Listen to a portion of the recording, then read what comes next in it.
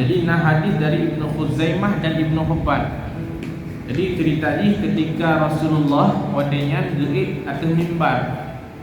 Pas ketika Rasulullah naik di atas mimbar, Rasul mengatakan amin, amin, amin 3 kali. Lega kan amin, amin, amin. Amin tak uzur di Rasul. Pas tengah gerik atas mimbar. Sehingga kala dari para sahabat kan tengah gerik atas mimbar geun amin hega.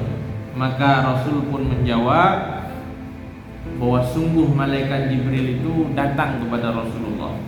Kemudian malaikat Jibril mengatakan, siapa yang memperdapatkan bulan suci Ramadan namun dia tidak mendapatkan ampunan baginya, ya, kemudian dia meninggal, fadakhalan nar, maka orang tersebut masuk ke dalam neraka. Maka setelah dia masuk ke dalam neraka, fa'abdahullah, Allah akan menjauhinya, tidak akan mendapatkan rahmat sedikit pun dari Allah. Maka malaikat Jibril mengatakan kepada Rasul, "Qul amin." Ucapkan amin wahai Rasul. Maka Rasul pun mengucapkan amin. Yang amin yang pertama, orang yang menumpah bulan suci Ramadan tapi hanya menumpah ampunan di bulan suci Ramadan. Padahal bulan suci Ramadan bulan penuh hanya menumpah ampunan orangnya. Meninggal itu. Ketika meninggal, otomatis kita dalam neraka karena mendengar dosa.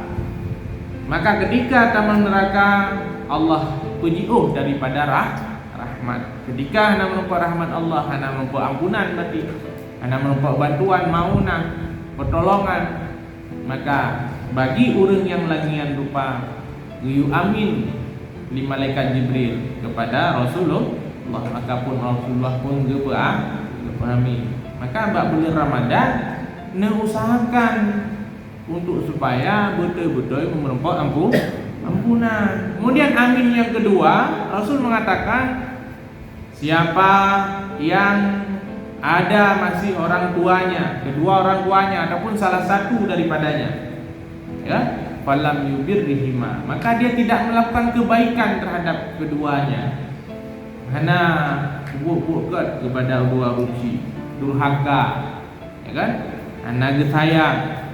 Jadi kajikannya durhaka, maka mata meninggal anak tersebut, maka tamun dalam neraka sehingga berkejiuh rahmat oleh Allah.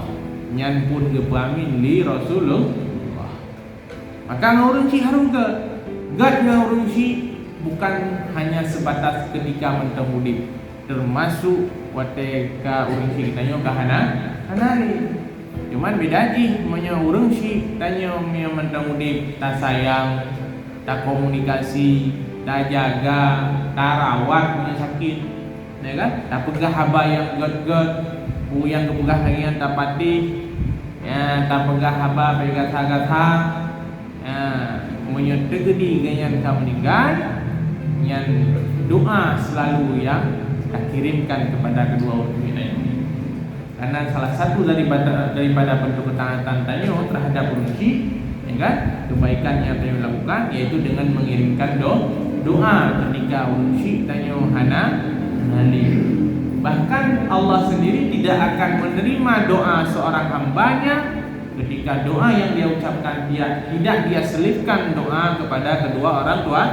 Kemudian amin yang kelih kepegah li Rasulullah, wa man zukirta indahu falam yusalli alaika, siapa yang mendengarkan doa namamu, kata malaikat Jibril kepada Rasulullah, falam yusalli alaika, maka dia tidak berselawat kepadamu, ya, yang mendengarkan nama Nabi Muhammad sallallahu alaihi wasallam, dia tidak berselawat kepadamu, famata pada khalannar, dia meninggal ketika itu dan masuk dalam neraka, maka Allah jauhkan rahmat dari dia. Maka berkatalah malaikat Jibril, katakan amin wahai Rasulullah.